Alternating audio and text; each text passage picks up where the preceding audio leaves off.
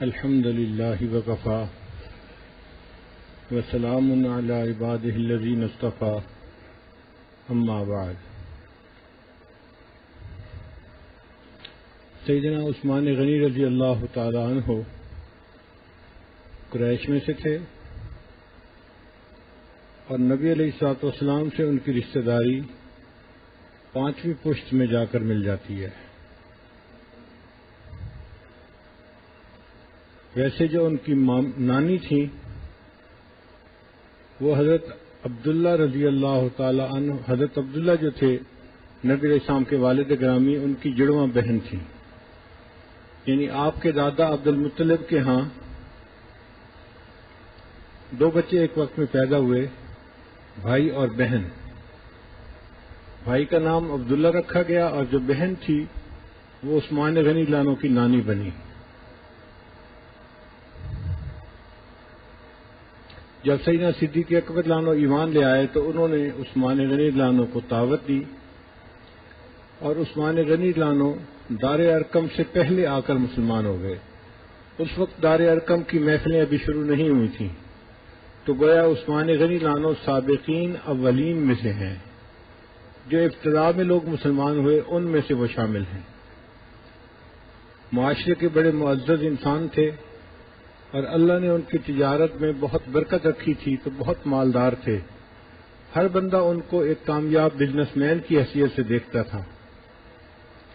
فرماتے ہیں کہ جب میں نے اسلام قبول کیا تو میرے چچا کو بڑی تکلیف ہوئی، اس کا نام تھا حکم بن عاص۔ اس نے مجھے رسی سے گھر میں باندھ دیا اور کہا کہ اس وقت تک نہیں چھوڑوں گا جب تک تو دین سے واپس نہیں آ جائے گا۔ عثمان غنی لانو نے جواب میں کہا فقط ما انت قاض، اب جو کرنا ہے کر لو، میں جس دین کو قبول کر چکا ہوں اس دین کو میں نہیں چھوڑ سکتا۔ تو 2-3 دن انہوں نے باندھے رکھا، پھر 2-3 دن کے بعد انہوں نے چھوڑ دیا کہ اب یہ اگر مانتا نہیں تو ہم کیا کر سکتے ہیں۔ تو گویا حضرت عثمان غنی لانو نے دین کی خاطر مشقت بھی اٹھائی، قربانی بھی دی۔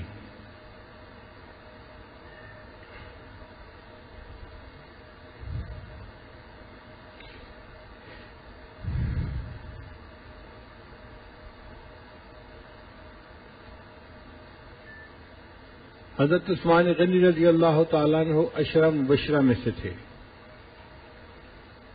کل واقعہ سنایا تھا کہ نبی علیہ الصلوۃ والسلام ایک انصاری کے باغ میں تشریف لے گئے اور کنویں کے اندر اپنی ٹانگیں مبارک لٹکا کر بیٹھ گئے منڈیر کے اوپر، اور ابو موسیٰ اشعری لانو کو فرمایا کہ دروازہ بند کر دو، جب کوئی آئے تو پہلے مجھ سے اجازت لو پھر کھولنا۔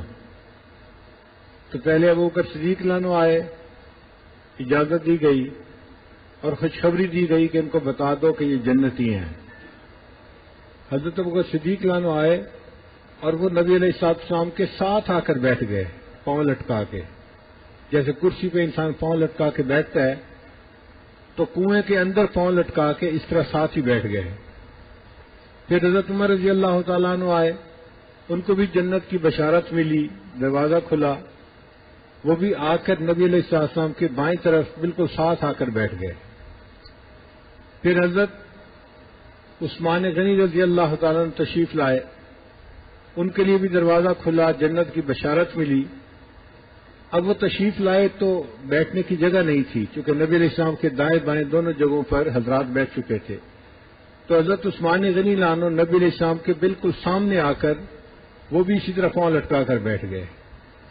ان کو بھی جنت کی خوشخبری ملی، اور اللہ کی شان دیکھیں کہ ان حضرات کے دفن ہونے کی ترتیب بھی اللہ کو یہی پسند تھی کہ نبی علیہ الصلوۃ والسلام کی جب وفات مبارکہ ہوئی تو حضرت عمر لانو اور حضرت ابو بکر صدیق لانو بالکل ساتھ دفن ہوئے، اور حضرت عثمان غنی لانو تھوڑے فاصلے پر جنت بقیع کے اندر دفن ہوئے۔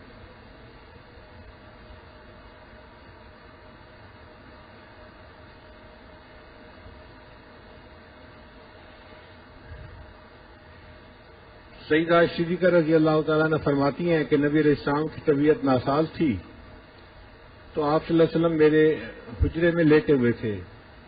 وہ حجرہ کوئی بڑا نہیں تھا، ایک طرف 7 ہاتھ تھا اور ایک طرف 10 ہاتھ تھا، یعنی آپ اگر اس کو 10 ہاتھ کی بجائے 10 میٹر بھی سمجھ لیں تو بھی وہ چھوٹا سا حصہ بنتا ہے، اتنا زیادہ نہیں بنتا۔ تو فرماتی ہیں کہ نبی علیہ السلام لیٹے ہوئے تھے اور آپ کی جو تہبند تھی، چادر تھی، وہ ایک ٹانگ پر تھوڑی سی اوپر تھی، یعنی جہاں یہ موٹی پنڈلی ہوتی ہے نا، یہاں تک نیچے کا حصہ وہ انکورڈ تھا اور چادر اوپر کی طرف تھی۔ حضرت ابوبکر صدیق رضی اللہ عنہ آئے، اجازت مانگی تو نبی علیہ السلام نے اجازت دے دی۔ وہ اندر تشریف لائے تو نبی علیہ السلام جیسے لیٹے ہوئے تھے ویسے ہی لیٹے رہے۔ پھر حضرت عمر رضی اللہ عنہ آئے تو نبی علیہ السلام نے اجازت دی آنے کی اور اسی طرح پھر لیٹے رہے۔ پھر عثمان غنی رضی اللہ عنہ جب آئے تو نبی علیہ السلام اٹھ کر بیٹھ گئے، آپ نے اپنی تہبند کو ٹھیک کر لیا اور آنے کی اجازت دی۔ سیدہ عائشہ رضی اللہ عنہ فرماتی ہیں کہ میں بڑی حیران ہوئی کہ ابو بکروں کے عمر کے آنے پر نبی علیہ السلام نے اس طرح نہیں کیا، ان کے آنے پہ کیوں کیا؟ تو میں نے سوال پوچھا، اے اللہ کے نبی صلی اللہ علیہ وسلم، آپ نے ایسا معاملہ کیوں کیا؟ تو نبی علیہ السلام نے فرمایا، الا استحی من رجل تستحی من الملائکہ، کیا میں اس بندے سے حیا نہ کروں کہ جس بندے سے اللہ کے فرشتے بھی حیا کرتے ہیں؟ اللہ نے اسے ایسا با حیا بنایا ہے کہ اللہ کے فرشتے بھی اس سے حیا کرتے ہیں۔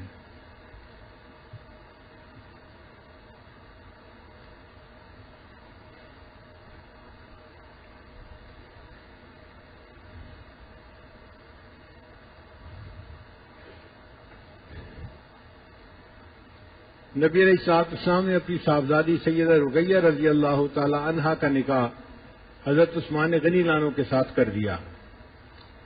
پھر عثمان غنی عنہ نے ہجرت کی حبشہ کی طرف، مکہ سے حبشہ کی طرف۔ پھر کچھ عرصے کے بعد واپس مکہ دوبارہ تشریف لے آئے اور پھر دوسری مرتبہ ہجرت کرنے کی توفیق ملی تو مکہ سے مدینہ دوسری ہجرت کی۔ تو عام صحابہ نے ایک ہجرت کی اور عثمان غنی عنہ نے ہجرتین، 2 ہجرتیں کی۔ ان کو اللہ تعالیٰ نے ڈبل ہجرت کا ثواب عطا فرمایا۔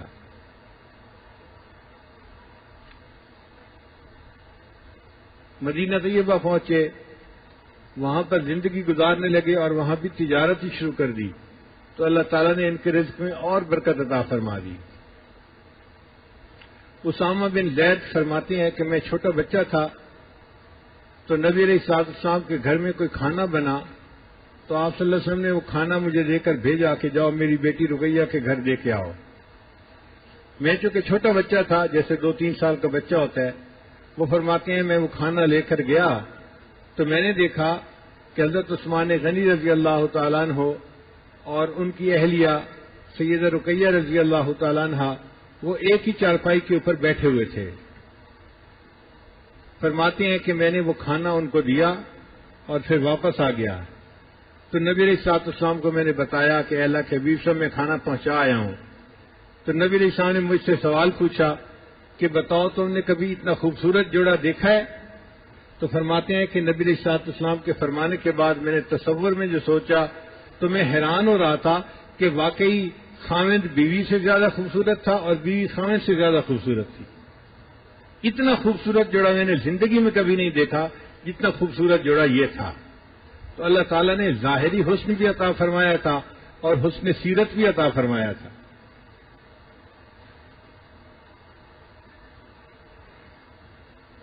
جب بدر کی لڑائی ہوئی تو عثمان غنی عنہ تیاری کر کے اپنے گھر سے نکلے کہ میں نبی علیہ السلام کے ساتھ سفر پہ جاتا ہوں۔ نبی علیہ السلام نے فرمایا، عثمان تمہاری بیوی بیمار ہے اور اس کی تیمارداری کرنے والا اور کوئی نہیں، تو میرا مشورہ یہ ہے کہ تم یہیں رہو۔ عرض کیا، اے اللہ کے حبیب صلی اللہ علیہ وسلم، آپ جا رہے ہیں، اگر وہاں جنگ ہو گئی تو میں محروم ہو جاؤں گا۔ تو نبی علیہ السلام نے فرمایا، تم محروم نہیں ہوگے، اللہ تعالیٰ تمہیں اس کا ثواب عطا فرمائیں گے، اور اگر اللہ نے فتح عطا فرمائی تو تمہیں اس کے مال غنیمت میں سے حصہ بھی ملے گا۔ تو نبی علیہ السلام کے فرمانے پر حضرت عثمان غنی عنہ گھر رک گئے اور اپنی اہلیہ کی تیمارداری کرنے لگے۔ اللہ کی شان دیکھیے کہ جس دن بدر فتح ہوا اسی دن رقیہ رضی اللہ تعالیٰ عنہ کی وفات ہو گئی۔ تو گویا نبی علیہ الصلوۃ والسلام کا روکنا جو تھا وہ حکمت بھری بات تھی، اس میں حکمت تھی۔ اب جب تجہیز و تکفین کا مسئلہ ہو گیا تو حضرت عثمان غنی لانو اکیلے تھے۔ کوئی اچھا رشتہ ہو تو ہر بندے کی تمنا ہوتی ہے میری بیٹی میری بہن کا رشتہ یہاں ہو جائے، یہ ایک فطری سی بات ہے۔ حضرت عمر رضی اللہ تعالیٰ عنہ نے محسوس کیا کہ میری بیٹی حفصہ بھی اب بڑی عمر کی ہو چکی ہے، تو حضرت عمر رضی اللہ تعالیٰ عنہ نے خود نکاح پیش کیا، یعنی خود پرپوز کر دیا۔ عثمان غنی لانو کو کہا اگر آپ پسند کریں تو میری بیٹی حفصہ بڑی عمر کی ہو چکی ہے تو میں اس کو تمہارے نکاح میں پیش کر دیتا ہوں۔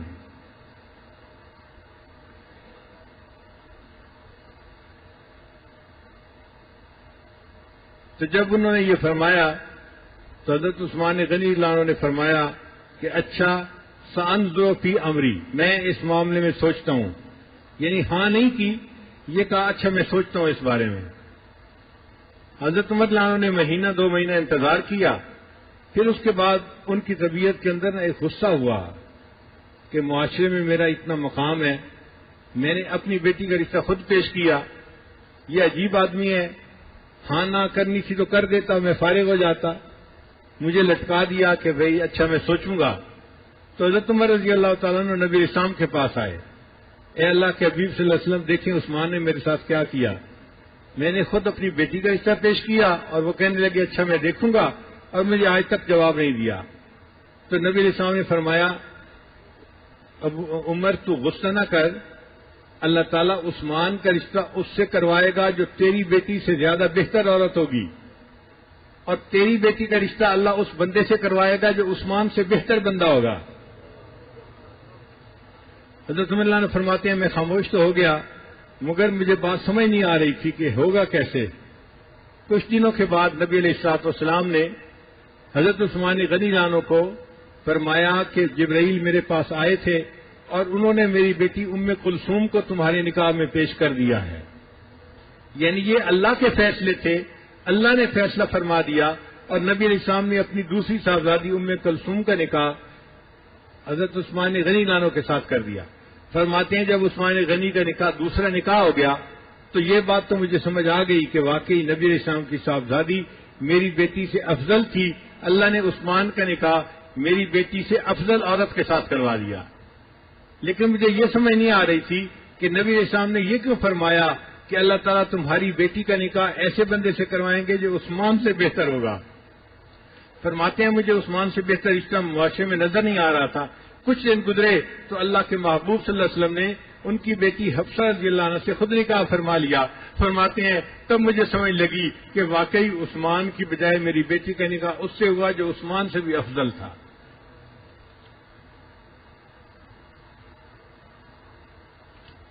پھر اللہ کی شان دیکھیے کہ ام کلثوم رضی اللہ تعالی عنہ کی بھی وفات ہو گئی۔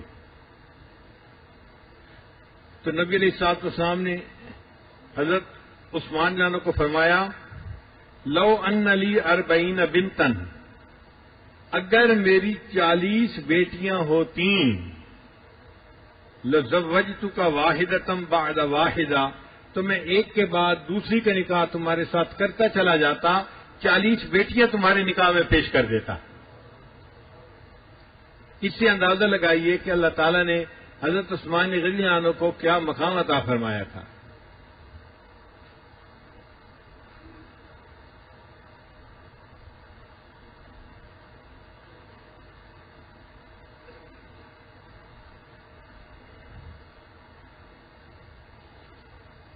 مدینہ طیبہ کے لوگوں کو پانی کے لیے بڑی دقت تھی۔ ایک کنواں تھا جو یہودی کا تھا اور وہ پانی بیچتا تھا، تو مسلمان میں سے جو غریب لوگ تھے وہ پانی خرید نہیں سکتے تھے، ان کو مشکل پیش تھی۔ نبی علیہ السلام نے فرمایا اگر کوئی کنواں خرید کر مسلمانوں کے لیے وقف کر دے تو میں اسے جنت کی بشارت دیتا ہوں۔ تو جب عثمان غنی لانو نے یہ سنا تو وہ اس یہودی کے پاس آئے اور اس سے کہا کہ بھائی اگر تم اپنا کنواں خریدنا چاہتے ہو بیچنا چاہتے ہو تو میں خرید لیتا ہوں۔ وہ یہودی بہت تیز آدمی تھا، یہ یہود جو ہے نا، یہ پیسے کے معاملے میں بہت عقل مند ہوتے ہیں، بہت ان کا دماغ کام کرتا ہے. وہ سمجھ گیا کہ یہ خریدنے کے لیے تیار ہیں، اب مجھے پرائس بڑھا لینی چاہیے. چنانچہ حضرت عثمان غنی نے پرائس بڑھا دی. وہ کہتا ہے نہیں بیچنا. کرتے کرتے 10,000 دینار اس وقت انہوں نے دیے تو اس نے کہا جی نہیں میں نہیں بیچتا. حضرت عثمان غنی بھی بزنس مین تھے، جانتے تھے کہ ٹیکنیکس کیا ہوتی ہیں بزنس کرنے کی. تو عثمان غنی نے اس کو ایک تجویز پیش کی کہ دیکھو قیمت مجھ سے پوری لے لو اور حصہ آدھا بیچو. اس نے کہا کیا مطلب؟ فرمایا کہ قیمت 10,000 دے دوں گا اور ایک دن پانی تم نکالنا، ایک دن پانی میں نکالوں گا، تو میں آدھا پانی بیچوں گا، آدھا پانی تم بیچ لینا. تو یہودی ٹریپ ہو گیا، کہنے لگا ہاں بہت اچھا. چنانچہ اس نے سودا کر لیا اور عثمان غنی انہوں نے پوری قیمت دے کر آدھے حقوق خرید لیے. کچھ عرصہ تو معاملہ چلتا رہا، چند دن. پھر عثمان غنی نے جب دیکھا کہ ڈیل پکی ہو گئی، اب یہ پیچھے نہیں ہٹ سکتا، تو انہوں نے اعلان کر دیا کہ جو میری باری کا دن ہے اس دن ہر بندہ آ کر وہاں سے فری پانی نکال سکتا ہے. اب جب مسلمانوں کو فری پانی ملنے لگا تو وہ یہودی سے کیوں خریدیں گے؟ چنانچہ یہودی سے خریدنے والا کوئی ہوتا نہیں تھا. اور جو عثمان غنی کا دن تھا ایک کے بعد دوسرا دن، اس دن بھیڑ لگی ہوتی تھی، سب لوگ اس دن پانی بھر لیتے تھے. یہودی نے 6 مہینے انتظار کیا اور پھر دیکھا کہ اب میرے پاس کسٹمر کوئی نہیں، تو پھر دوبارہ آیا، اچھا یار باقی آدھا حصہ بھی خرید لو.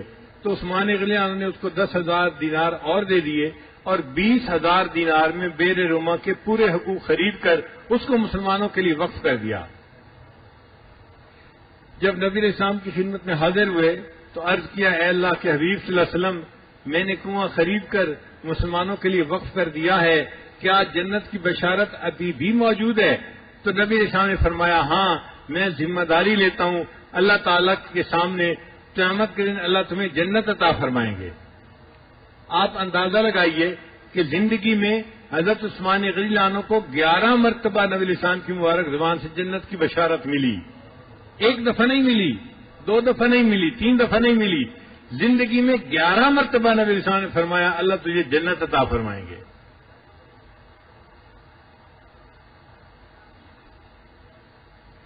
جب غزوہ تبوک ہوا تو نبی علیہ السلام نے اعلان فرما دیا کہ ہم نے تبوک کی طرف سفر کرنا ہے، سب لوگ تیاری کر لیں.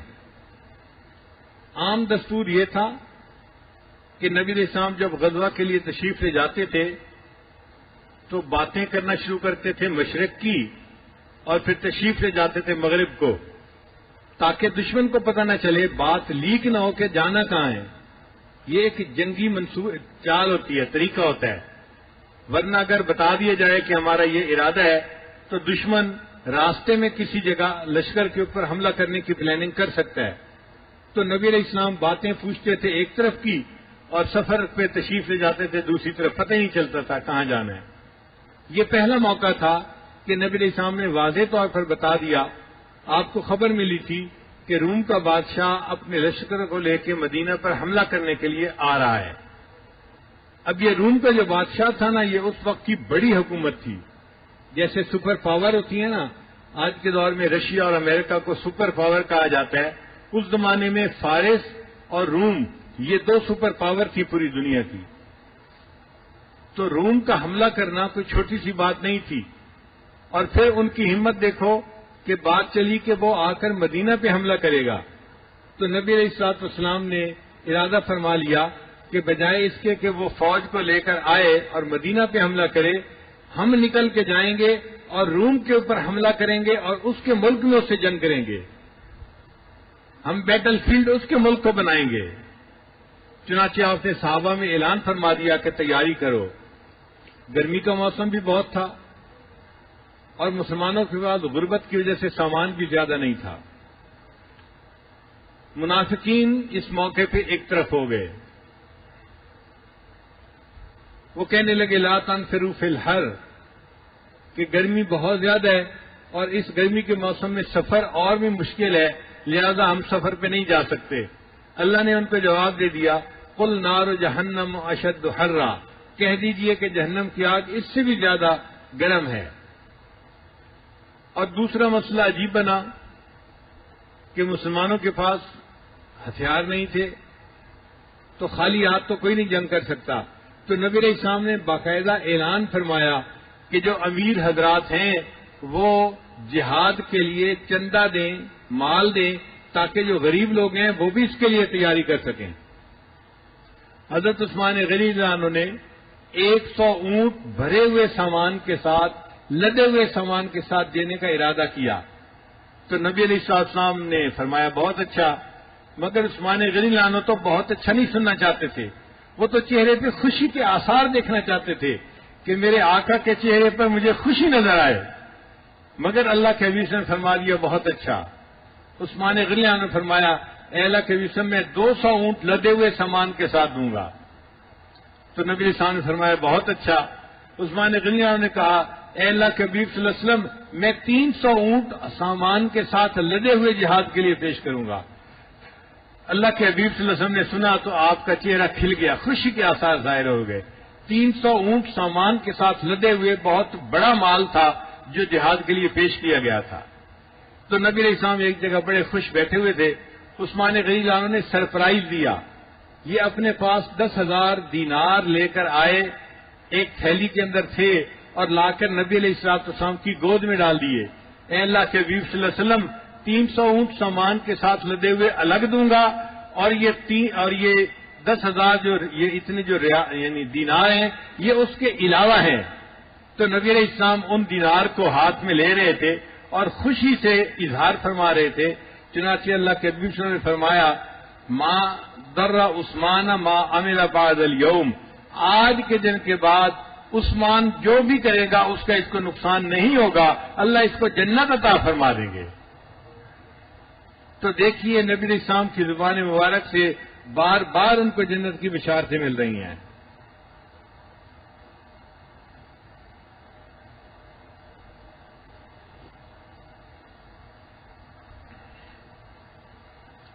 حضرت عثمان غنی عنہ کو اللہ تعالیٰ نے بہت سعادتیں عطا فرمائیں،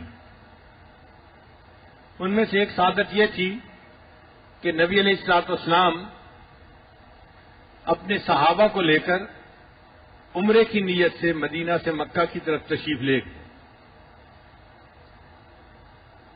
جب حدیبیہ کے مقام پر پہنچے تو پتہ چلا کہ قریش مکہ عمرے کی اجازت نہیں دیتے، اور وہ کہتے ہیں کہ اگر یہ آئیں گے تو ہم ان کے ساتھ لڑائی کریں گے۔ حرم کے اندر لڑائی کرنا نبی علیہ السلام کو پسند نہیں تھا، جائز نہیں تھا، تو نبی علیہ السلام نے وہاں پڑاؤ ڈال دیا حدیبیہ کے مقام پر، اور پسند فرمایا کہ میں کوئی بندہ مذاکرات کے لیے قریش مکہ کے پاس بھیجوں۔ اب بہترین بندہ حضرت عمر رضی اللہ عنہ تھے، کیونکہ زمانے جاہلیت میں بھی وہ قریش کے سفیر تھے، اللہ نے ان کو بولنے کا ملکہ دیا تھا، سمجھ عقل دی تھی، پرسنالٹی دی تھی۔ تو نبی علیہ السلام نے عمر رضی اللہ عنہ کو کہا کہ عمر آپ ہمارے سفیر بن کر جاؤ اور قریش مکہ سے بات کرو۔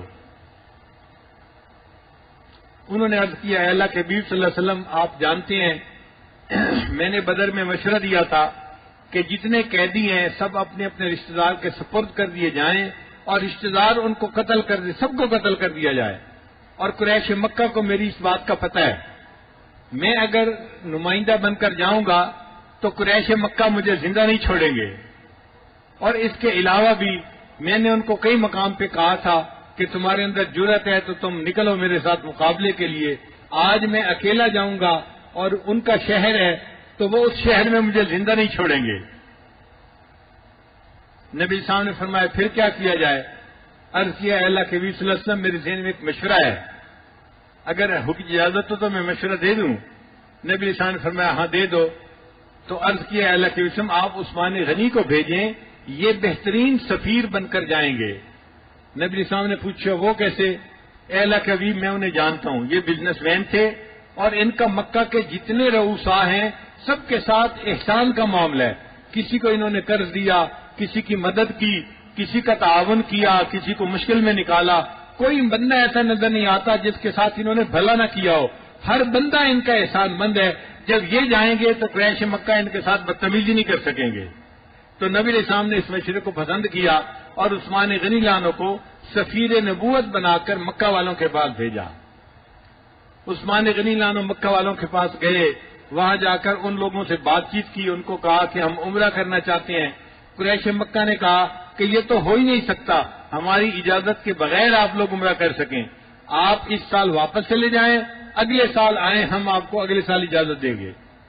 بھائی ہم اس وقت آئے ہیں، ہم لڑنا نہیں چاہتے، صرف عبادت کرنا چاہتے ہیں۔ قریش مکہ نے کہا بات تو ساری ناک کی ہے، ہماری ناک کٹ جائے گی کہ ہماری اجازت کے بغیر تم آ کے عمرہ کر کے چلے گئے، ہم اجازت نہیں دے سکتے۔ تو عثمان غنی عنہ پھر وہیں رہے 2-3 دن۔ اس دوران قریش مکہ نے انہیں کہا آپ اگر عمرہ کرنا چاہتے ہیں تو آپ احرام میں ہیں اور مکہ میں آ چکے ہیں، ہم آپ کو اجازت دیتے ہیں، آپ عمرہ کر لیجئے۔ تو حضرت عثمان غنی عنہ نے جواب دیا نہیں، میں عمرہ نہیں کروں گا۔ قریش مکہ بڑے حیران ہوئے کہ ہم آپ کو اجازت دے رہے ہیں عمرہ کرنے کی اور آپ نے احرام باندھا ہوا ہے۔ ان کا اس لیے کہ میں عمرہ اپنے محبوب صلی اللہ علیہ وسلم کے ساتھ کروں گا، جب تک میرے آقا عمرہ نہیں فرمائیں گے عثمان عمرہ کیسے کر سکتا ہے؟ یہ محبت کی بات ہے اور اس کو محبت والے ہی سمجھ سکتے ہیں۔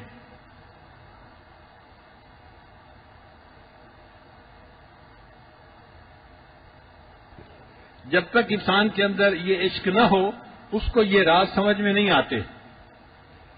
ایک شاعر کہتا ہے بے عشق محمد جو محدث ہیں جہاں میں، یعنی جو لوگ حدیث پڑھاتے ہیں مگر ان کے دلوں میں نبی علیہ السلام کا عشق نہیں بھرا ہوا غفلت کی وجہ سے۔ بے عشق محمد جو محدث ہیں جہاں میں، آتا ہے بخار ان کو بخاری نہیں آتی۔ تو ایسے محدثین کو بخار تو آتا ہے، ان کو بخاری نہیں آتی، اس لیے کہ بخاری کا تعلق علم کے ساتھ ہے اور علم اس کو ملتا ہے جس کے دل میں محبت ہوتی ہے۔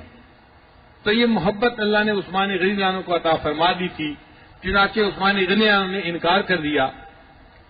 اب ایک افواہ نکل پڑی، بات نکل پڑی کہ عثمان غنی عنہ کو شہید کر دیا گیا، اور یہ بات پورے مکہ میں پھیل گئی۔ اب جب مکہ میں پھیلی تو یہ نبی علیہ السلام تک بھی پہنچی۔ جب نبی علیہ السلام پر پہنچی تو آپ صلی اللہ علیہ وسلم کے دل میں بہت دکھ ہوا کہ ہمارے نمائندے کو انہوں نے شہید کر دیا۔ تو نبی علیہ السلام نے صحابہ کرام کو بلایا، ان کی تعداد 14,000 تھی، اور ان کو فرمایا کہ عثمان کو شہید کرنے کی اطلاع آئی ہے، آپ لوگ میرے ہاتھ پر جہاد کے لیے بیعت کریں۔ چنانچہ سب صحابہ نے ایک درخت تھا کیکر کا، اس کے نیچے بیٹھ کر بیعت کی، جس کو بیعت رضوان کہا جاتا ہے۔ سب صحابہ نے کی، صرف ایک بندہ تھا منافق، اس نے اپنے اونٹ کا بہانہ بنایا کہ میرا اونٹ نہیں مل رہا اور میں اونٹ تلاش کرنے کے لیے جا رہا ہوں، اور جب صحابہ بیعت ہو رہے تھے وہ وہاں سے غائب ہو گیا، وہ بیعت سے محروم ہو گیا۔ باقی سب صحابہ نے بیعت کی۔ جب سب صحابہ نے بیعت کر لی تو نبی علیہ السلام نے فرمایا میرا دل کہتا ہے کہ عثمان کو شہید نہیں کیا گیا، عثمان ابھی زندہ ہے، اور چونکہ عثمان ابھی زندہ ہے تو میں چاہتا ہوں کہ عثمان کو بھی اس بیعت میں شامل کر لوں، لہذا یہ میرا ہاتھ ہے اور یہ عثمان کا ہاتھ ہے۔ نبی علیہ السلام نے اپنے ہاتھ کو عثمان غنی عنہ کا ہاتھ بنا کے پیش کیا اور اس کے اوپر اپنا ہاتھ رکھا اور فرمایا کہ میں عثمان کو اس طرح سے بیعت کر رہا ہوں۔ جس ہاتھ کو نبی علیہ السلام نے عثمان کا ہاتھ بنا کر کہا، اس کے اوپر نبی علیہ السلام نے اپنا ہاتھ رکھا، ان کو بیعت کی۔ اور اللہ تعالیٰ قرآن مجید میں فرماتے ہیں اے میرے محبوب صلی اللہ علیہ وسلم، جو لوگ آپ سے بیعت کر رہے ہیں ید اللہ فوق ایدیہم، ان کے ہاتھوں پر اللہ کا ہاتھ ہے۔ تو نبی علیہ السلام کا ہاتھ عثمان غنی کا ہاتھ بنا اور ان کے ہاتھ کے اوپر اللہ کا ہاتھ آ گیا، اور اس طرح عثمان غنی عنہ کو بیعت رضوان میں اللہ نے شمولیت عطا فرما دی۔ یہ سعادت صحابہ میں سے صرف عثمان غنی عنہ کو حاصل ہوئی۔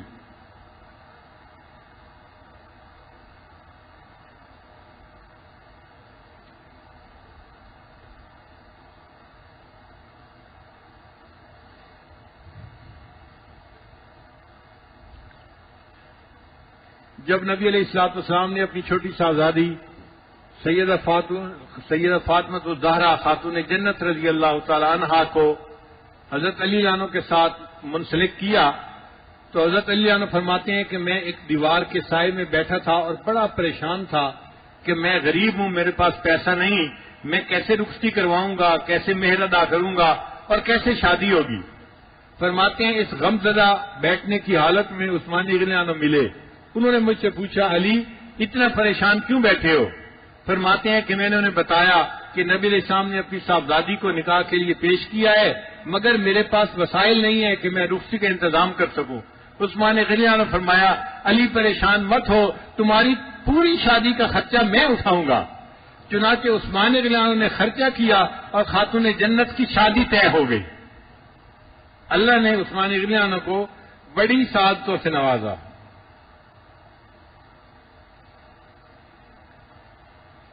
چنانچہ کچھ کام ایسے تھے جو نبی علیہ الصلوۃ والسلام کے سامنے عثمان رضی اللہ عنہ نے کیے اور اللہ کے حبیب صلی اللہ علیہ وسلم نے ان کو دعائیں دیں۔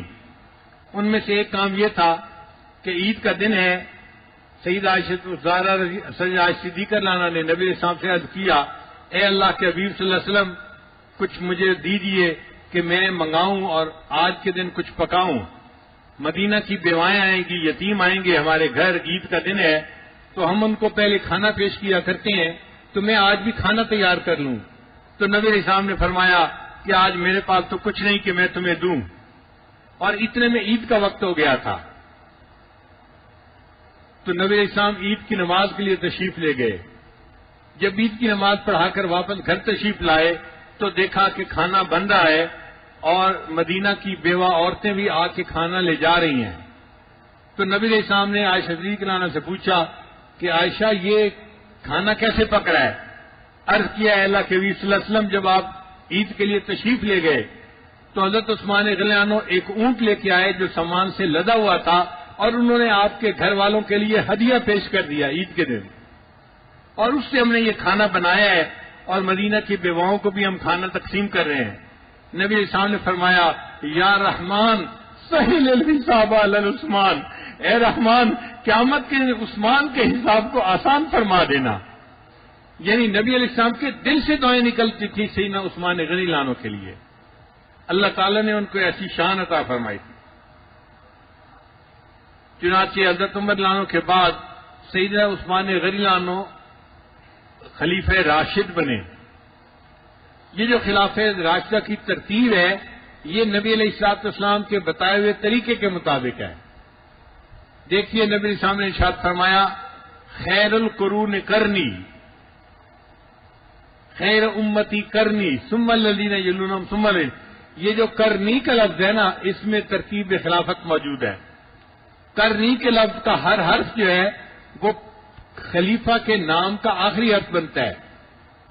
حضرت ابوبکر صدیق کے نام کا آخری حرف ہے قوف صدیق، اور کرنی کا پہلا حرف ہے قوف، اور عمر کا آخری حرف ہے راو، اور کرنی کا دوسرا حرف را ہے، اور کرنی کا تیسرا حرف نون ہے، اور عثمان کا آخری حرف نون ہے، اور علی کا آخری حرف یا ہے، اور کرنی کا آخری حرف یا ہے۔ تو اگر ترتیب خلافت دیکھیں تو ان کے جو ناموں کی ترتیب ہے وہ کرنی کے لفظ کے مطابق بنتی ہے، گویا اللہ تعالیٰ کو یہی پسند تھی۔ لسان نبوت سے نبی صاحب نے فرمایا خیر القرون کرنی ثم الذین یلونہم ثم الذین یلونہم۔ اب اسی بات کو ہم اگر ظاہر میں دیکھیں تو جو رشتہ داریوں کے سلسلے ہیں ان میں بھی یہی ترتیب زیادہ اچھی نظر آتی ہے۔ آپ غور سے دیکھیے کہ رشتے دو ہوتے ہیں، ایک ہوتا ہے سسر کا اور ایک ہوتا ہے داماد کا، دونوں قریبی رشتے ہیں، لیکن عزت کے اعتبار سے سسر کا درجہ باپ کی مانند ہوتا ہے اور داماد کا رشتہ بیٹے کی مانند ہوتا ہے، تو گویا سسر داماد سے افضل ہوتا ہے اس معاملے میں۔ اب نبی علیہ الصلوۃ والسلام کے خلفائے راشدین چاروں جو تھے وہ رشتہ دار تھے، لیکن ان میں سے دو سسر تھے اور دو داماد تھے۔ ابوبکر صدیق لانو اور عمر لانو دونوں سسر تھے، ان کی بیٹیاں نبی علیہ السلام کے نکاح میں تھیں، تو سسر کا درجہ چونکہ پہلے، لہذا پہلے ابوبکر صدیق بنے، پھر اس کے بعد عمر لانو خلیفہ بنے، پھر اس کے بعد دامادوں کی باری آئی، تو دامادوں میں سے عثمان لانو کے ہاں دو بیٹیاں تھیں تو وہ افضل بنے بنسبت اس کے جس کے پاس ایک بیٹی تھی، تو تیسرے نمبر پر عثمان آئے اور چوتھے نمبر پر حضرت علی رضی اللہ عنہ آئے. تو چاروں کی ترتیب خلافت جو ہے وہ رشتہ داری کے نقطۂ نظر سے بھی صحیح نظر آتی ہے.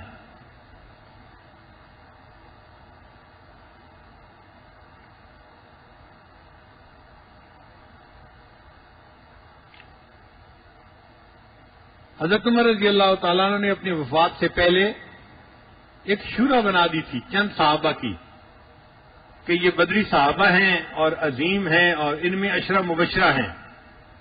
یہ جس پر متفق ہوں گے وہ مسلمانوں کا خلیفہ بنے گا. ان میں ایک صحابی تھے عبد الرحمن بن عوف رضی اللہ تعالیٰ عنہ. وہ بڑے سمجھدار اور بڑے بدری صحابی تھے. وہ جو مجلس شورا تھی انہوں نے ان کے ذمہ لگا دیا کہ آپ جس کو پسند فرمائیں گے ہم اسی پر بیعت کے لیے تیار ہو جائیں گے.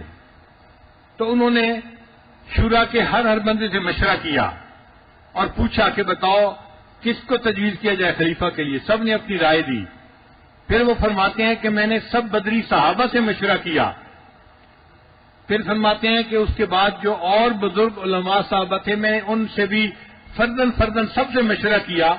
جب میں سب سے مشورہ کر چکا تو پھر آ کر میں نے حضرت علی عنہ سے بھی مشورہ کیا. میں نے ان کو کہا کہ مجھے یہ بتائیں اگر آپ کے سوا کسی اور بندے سے بیعت کرنی پڑے تو مسلمان کن سے بیعت کریں؟ تو انہوں نے کہا کہ میری نظر میں عثمان سے بہتر کوئی بندہ نہیں ہے. جب حضرت علی عنہ نے خود اپنی زبان مبارک سے فرمایا کہ میری نظر میں عثمان سے زیادہ اور کوئی بہتر بندہ نہیں ہے تو عبد الرحمن بن عوف نے اپنا ہاتھ بڑھایا اور عثمان غنی عنہ سے فرمایا عثمان میں آپ کے ہاتھ پر بیعت کرتا ہوں آپ ہمارے خلیفہ ہوں گے. چنانچہ ان کے بیعت کرنے کے بعد جتنے صحابہ تھے متفقہ طور پر ان سب نے حضرت عثمان غنی کے ہاتھ پر بیعت کی اور حضرت علی عنہ نے بھی ان کے ہاتھ پر بیعت کر لی. تو عثمان غنی عنہ متفقہ طور پر خلیفہ راشد متعین ہو گئے.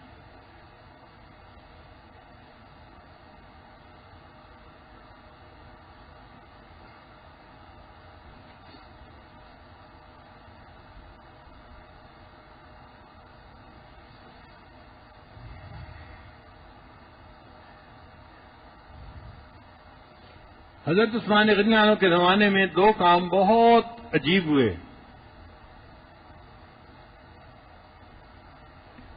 ایک تو سیدنا عثمان غنی عنہ نے قرآن مجید کو کتابی شکل میں چمڑے کے اوپر لکھوایا. آج کل تو کاغذ ہوتا ہے نا صفحہ ہوتا ہے بنا ہوا کاغذ کا.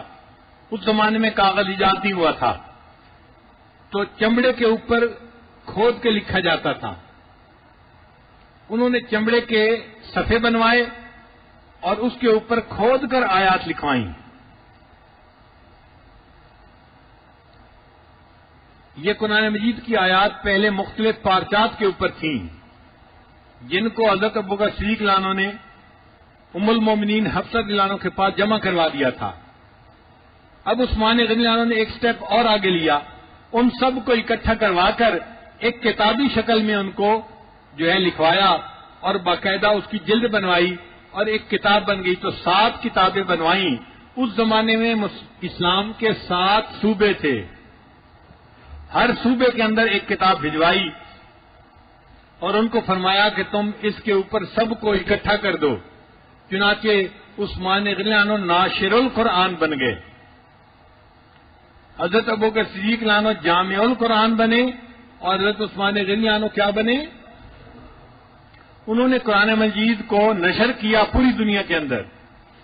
پھر انہوں نے قرآن مجید کے اندر 7 قرأتیں تھیں تو ایک کے اوپر سب کو اکٹھا کر دیا. 7 احرف کی بجائے ایک کے اوپر سب کو اکٹھا کر دیا. آج اس ایک کے اوپر پوری امت جو ہے تلاوت کرتی ہے اور امت کے اندر اس معاملے میں کوئی اختلاف نہیں ہے. تو یہ جو کارنامہ تھا کتابی شکل میں پیش کرنا اور ایک کے اوپر ساری امت کو اکٹھا کرنا یہ سیدنا عثمان غنی عنہ کا تھا.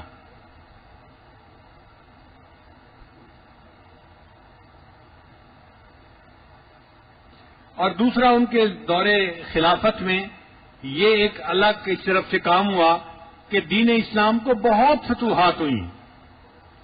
ایک طرف اندلس فتح ہوا اور افریقہ کا سارے جتنے ممالک تھے سب فتح ہوئے.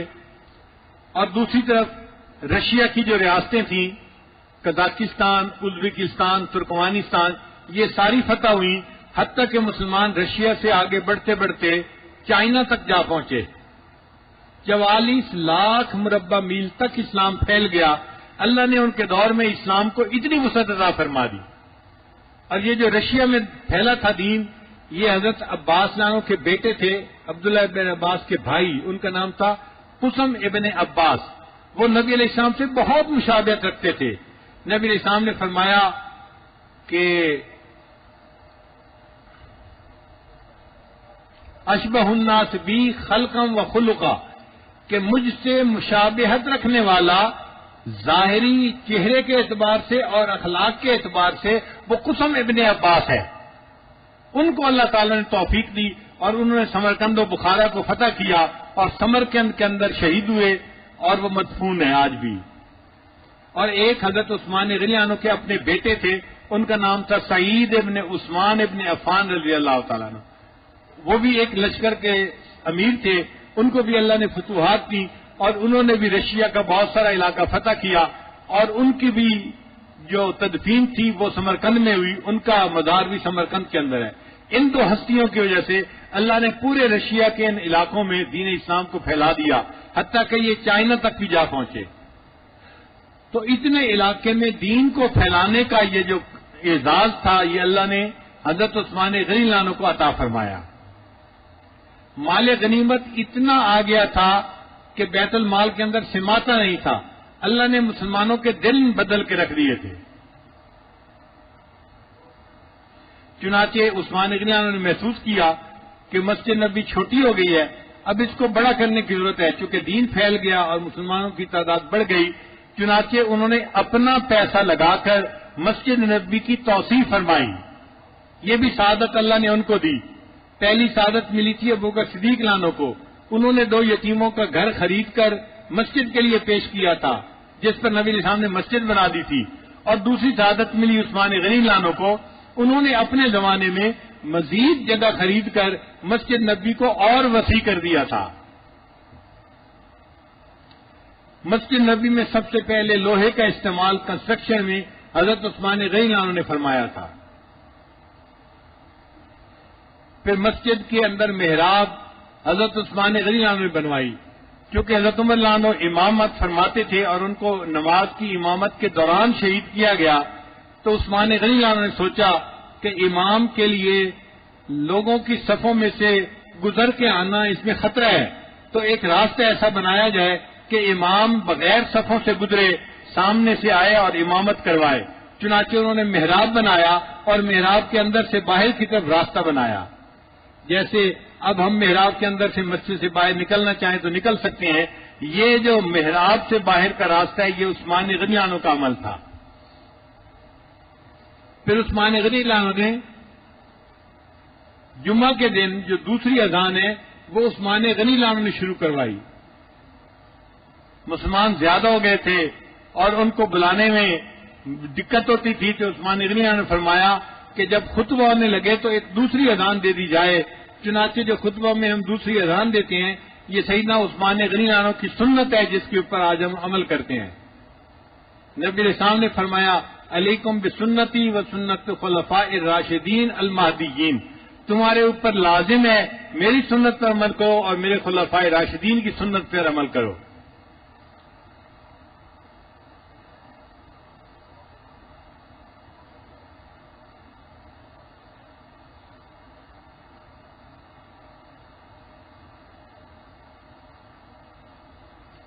حضرت عثمان غنی عنہ اللہ کے راستے میں بہت خرچ کرتے تھے، فرمایا کرتے تھے میری زندگی میں کوئی جمعے کا دن ایسا نہیں گزرا جس میں میں نے کوئی غلام اللہ کے راستے میں آزاد نہ کیا ہو۔ میری زندگی میں کوئی جمعے کا دن ایسا نہیں گزرا کہ جس جمعے کے دن میں نے کوئی غلام اللہ کے راستے میں آزاد نہ کیا ہو۔ اب جن کو اللہ نے ایسی سخاوت عطا فرمائی اور دین کے لیے ایسا دل عطا فرمایا، سوچئے ان کو لسان نبوت سے 11 مرتبہ جنت کی بشارت مل گئی۔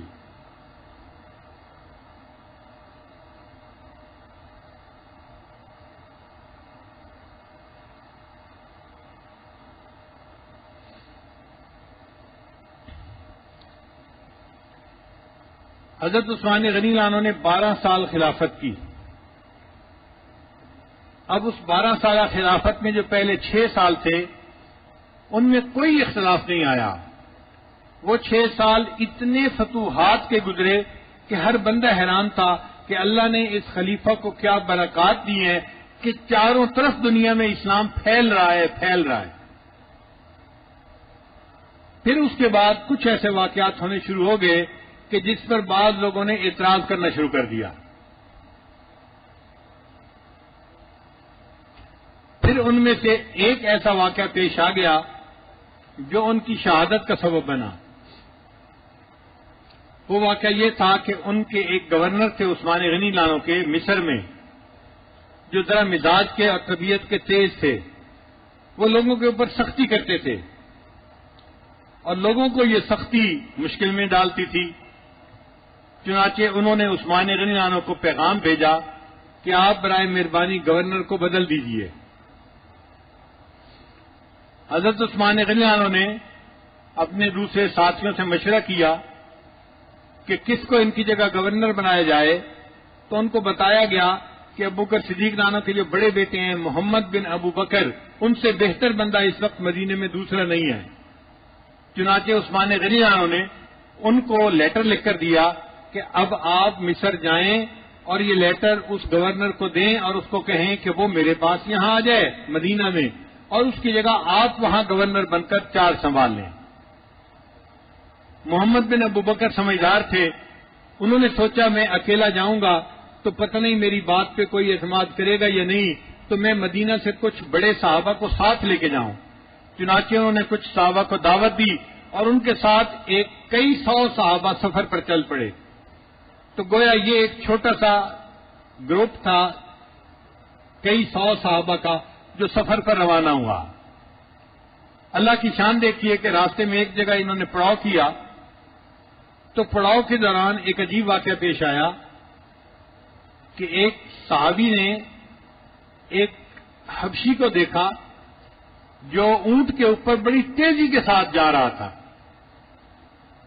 تو ان کو شک گزرا کہ یہ کہیں کوئی دشمن کا بندہ تو نہیں ہے کہ جو ہماری CID کر کے کہیں جا رہا ہو. تو انہوں نے اس بھاگتے ہوئے غلام کو پکڑ لیا. اس سے پوچھا تو کون ہے؟ اس نے کہا جی میں حضرت عثمان عنہ کا غلام ہوں. یہ اونٹ کس کا ہے؟ یہ اونٹ بھی انہی کا ہے. کہاں جا رہے ہو؟ بس میں سفر پہ جا رہا ہوں. کس کام کے لیے جا رہے ہو؟ بس میں جا رہا ہوں. تو اس صحابی کو شک گزرا کہ کوئی نہ کوئی بات اندر ہے. Some thing is seriously wrong some where. انہوں نے ان کو پکڑا اور پکڑ کر حضرت محمد بن ابو بکر کے پاس لے کر آئے کہ جی یہ جا رہا تھا، تیز بھاگ رہا تھا، مجھے شک گزرا، میں پکڑ کے لایا ہوں. اب انہوں نے اس کو انٹروگیٹ کیا، بھئی کہاں جا رہے ہو؟ اس نے کہا جی میں پیغام لے کے جو گورنر ہے مصر کا اس کے پاس جا رہا ہوں. کہ بھئی گورنر تو مصر کا مجھے بنایا گیا ہے اور میں جا رہا ہوں، تو تم کیا کرنے جا رہے ہو؟ چنانچہ انہوں نے اس کے سامان کی تلاشی لینے کا حکم فرمایا. تو اس کے سامان میں سے ایک رکا ملا اور اس رکے پر عثمان غنی عنہ کی طرف سے لکھا ہوا تھا جو پرانا گورنر تھا اس کے نام کہ میں محمد بن ابو بکر کو تمہارے پاس بھیج رہا ہوں، جب یہ پہنچے تم اسے قتل کر دینا اور اپنی حکومت کو اچھی طرح سنبھالے رکھنا. اور اس پر مہر بھی لگی ہوئی تھی. اب محمد بن ابو بکر بڑے پریشان، ایک طرف مجھے اپوائنٹمنٹ لیٹر دیا ہے اور میں جا رہا ہوں، اور دوسری طرف میرے قتل کا حکم بھی دے دیا ہے. انہوں نے دوسرے صحابہ کو بتایا تو صحابہ نے کہا کہ لگتا ہے کہ یہ کوئی سازش ہے، ہمیں واپس مدینہ جانا چاہیے اور اس کی تفتیش کرنی چاہیے. چنانچہ حضرت محمد بن ابو بکر جو تھے وہ آگے نہیں گئے اور واپس مدینہ آ گئے. حضرت عثمان غنی عنہ کو آ کر ساری بات بتائی. انہوں نے فرمایا کہ نہیں، میں نے کوئی اپنا بندہ نہیں بھیجا. حضرت یہ غلام آپ کا ہے؟ فرمایا ہاں غلام تو میرا ہے. یہ اونٹ آپ کا ہے؟ اونٹ تو میرا ہی ہے، لیکن چونکہ میرے بہت سارے اونٹ ہیں، بہت سارے غلام ہیں، تو دفتر کے کام کرنے والے لوگ ہیں وہ بھی لوگوں کو کسی نہ کسی کام پہ بھیجتے رہتے ہیں، تو آفس چلتا رہتا ہے. لیکن میں نے نہیں بھیجا. میں قسم اٹھا کر کہتا ہوں کہ یہ لیٹر میں نے نہیں لکھا اور میں نے یہ آرڈر نہیں دیے. اب وہ جو گروپ تھا واپس آیا تھا، انہوں نے کہا کہ آپ کے قسم اٹھانے پر ہمیں یقین ہو گیا کہ آپ کی طرف سے ایسی بات کوئی نہیں ہوئی.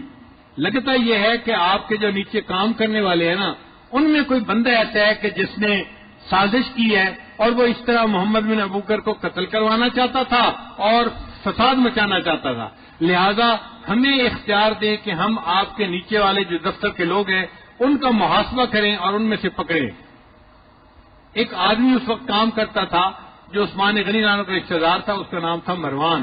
ان کو اس پہ شک تھا کہ یہ چونکہ قریبی ہے تو حضرت عثمان غنی رانو کی جو مہر لگائی تو یہی لگا سکتا ہے اور یہی کام یہ کر سکتا ہے. چنانچہ انہوں نے کہا کہ یہ مروان کو ہمارے حوالے کرو. حضرت عثمان غنی رانو نے محسوس کیا کہ اگر میں نے مروان کو ان کے حوالے کر دیا تو یہ لوگ تو اس کو قتل کر دیں گے اور ایک اور قتل کا جو ہے معاملہ شروع ہو جائے گا اور اس کا ذمہ دار میں بنوں گا. عثمان غنی نے فرمایا کہ دیکھو مجھے تھوڑے دن دو، میں پہلے خود تفتیش کرتا ہوں، پھر جو مجھے ہوگا میں آپ لوگوں کے حوالے کر دوں گا.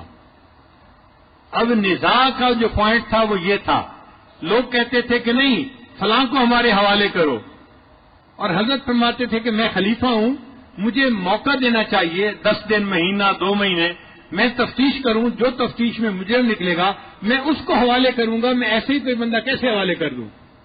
اگر ایسے ہی کوئی بندہ حوالے کر دوں گا تو میں مجرم بنوں گا. چنانچہ انہوں نے شور مچانا شروع کر دیا اور حضرت عثمان غنی رانو کے گھر کے سامنے جو ہے وہ مجمع لگا دیا. حضرت عثمان غنی رانو اپنے گھر کے اندر بند ہو کر محصور ہو گئے. مدینہ کے باقی صحابہ نے پوچھا کہ حضرت آپ خلیفہ ہیں، ہمارے بارے میں حکم فرمائے. حضرت نے فرمایا میں مدینہ میں کوئی فساد نہیں چاہتا، کوئی خون خرابہ نہیں چاہتا، تم سب لوگ مسجد میں جاؤ اور اپنے گھروں میں جاؤ اور مدینہ میں کوئی جھگڑا مت کرو. معاملہ میری ذات کا ہے تو کوئی بات نہیں، میں سختی اپنے اوپر برداشت کر لوں گا، مگر میں کسی بندے کو اپنے ہاتھ سے بغیر تحقیق اور تفتیش کے کسی کے حوالے نہیں کر سکتا. اب وہ جو بلوائی تھے، فتنہ مچانے والے تھے، ان کی تعداد 150 تھی. 150 بندے تو ویسے ہی جمع ہو جاتے ہیں کسی بات پر، یہ کوئی اتنی بڑی بات نہیں تھی. مگر ان 150 بندوں نے ادھم مچا دیا کہ جی اگر ہمیں یہ بندہ حوالے نہیں کرتے تو ہم حضرت عثمان غنی رانو کو شہید کر دیں گے. صحابہ کرام پریشان تھے. ایک صحابی نے مشورہ بھی دیا کہ آپ خلیفہ ہیں اور آپ کے حکم پر اندلس اور کہاں کہاں کے ملک فتح ہو گئے ہیں، آپ حکم فرمائیں یہ 150 بندوں کو ہم یہاں سے غائب ہی کر دیں گے. عثمان غنی رانو نے فرمایا میں اپنی ذات کی خاطر مدینہ میں خون نہیں بہانا چاہتا. چنانچہ اپنے گھر تشریف لے آئے اور وہاں آ کر آپ محصور ہو گئے. وہ جو دروازے کے اوپر لوگ کھڑے تھے انہوں نے خوراک جو پہنچنی تھی وہ بند کر دی. چنانچہ کئی دن تک پانی اندر نہیں گیا. حدیث پاک میں آتا ہے کہ کئی دن گزر گئے تو حضرت عثمان غنی رانو نے دیوار کے اوپر سے سر باہر کی طرف نکالا، گلی کی طرف نکالا اور فرمایا کہ اگر طلحہ موجود ہیں تو بتائیں. طلحہ رضی اللہ عنہ نہیں تھے. اچھا اگر زبیر رضی اللہ عنہ موجود ہیں تو وہ بتائیں. یہ بدری صحابہ تھے، وہ بھی نہیں تھے. تو انہوں نے فرمایا اچھا اگر علی موجود ہیں تو وہ بتائیں. تو حضرت علی عنہ موجود تھے. فرمایا ہاں میں یہاں موجود ہوں. تو عثمان غنی عنہ فرمایا علی آپ بتاؤ کیا میں نے مسلمانوں کے لیے 20,000 دینار خرچ کر کے بید روما کو نہیں خریدا تھا اور سارے مدینہ کے لوگوں کے لیے اس کو وقف کر دیا تھا، جس نے پورے مدینہ کے لوگوں کو پانی پلایا. آج 3 دن گزر گئے مجھے پینے کے لیے پانی نہیں دیا گیا. جب حضرت اللہ عنہ نے یہ بات سنی تو انہوں نے اپنے غلاموں کو 3 مشکیں دے کر پانی کی بھری ہوئی بھیجا کہ جاؤ اور عثمان غنی عنہ کے اندر گھر پہنچا کے آؤ. وہ غلام جب پہنچانے کے لیے آئے تو جو فتنہ باز لوگ کھڑے تھے انہوں نے ان میں سے کچھ غلاموں کو قتل کر دیا، مگر پانی بہرحال اندر پہنچ گیا. اب معاملہ اور شدت اختیار کر گیا. بڑے بڑے صحابہ جو تھے وہ حیران کہ ہمیں تو عثمان غنی عنہ نے حکم دیا ہے کہ آپ اپنے گھروں میں جا کے بیٹھ جاؤ، اب ہم کچھ کر نہیں سکتے.